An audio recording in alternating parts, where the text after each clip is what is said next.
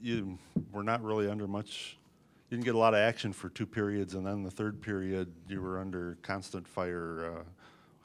What does that do for your confidence in a 1-goal game to turn back shot after shot down the stretch?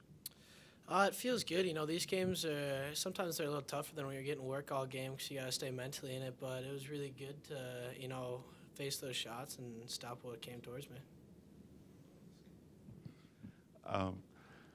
10 seconds or so left.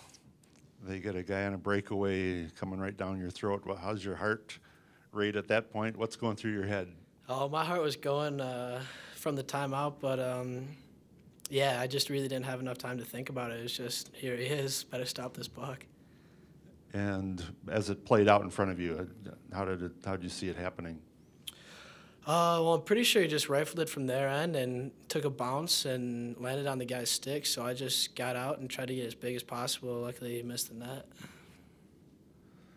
Seamus, you're out shooting them all night, the first couple periods, and then all of a sudden they get a goal and you're even.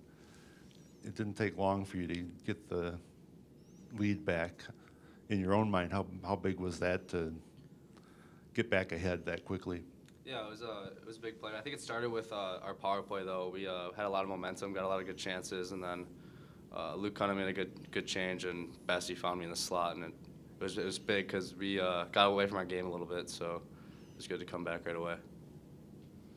And you had a hand in the first goal too. Could you just describe how that played out? Yeah, Patty Sexton shot it from the point, and it was a big rebound, so I just threw it back in front, and Jed drove to the net and poked it in. So that was a good play by Jed to drive the net.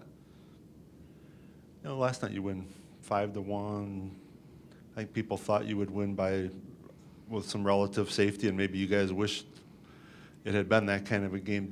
But persevering and coming ahead, holding on to a lead when you're tested, do you think that helps a team that's still formulating? Yeah, I think good teams find a way to win. Pucks weren't going in for us today.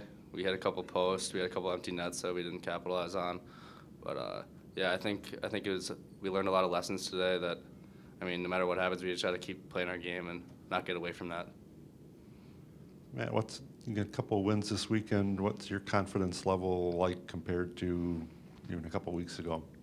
My confidence has been growing throughout the season, just getting in these games and getting used to the pace and whatnot. But putting 2 W's under the belt really solidifies things. Knowing we can do it, knowing we have the ability to win, and just going out there every night and doing it.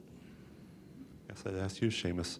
You watch him come back and keep you and save the game for you down the stretch. What's, from your standpoint, when the goaltender steps up for you?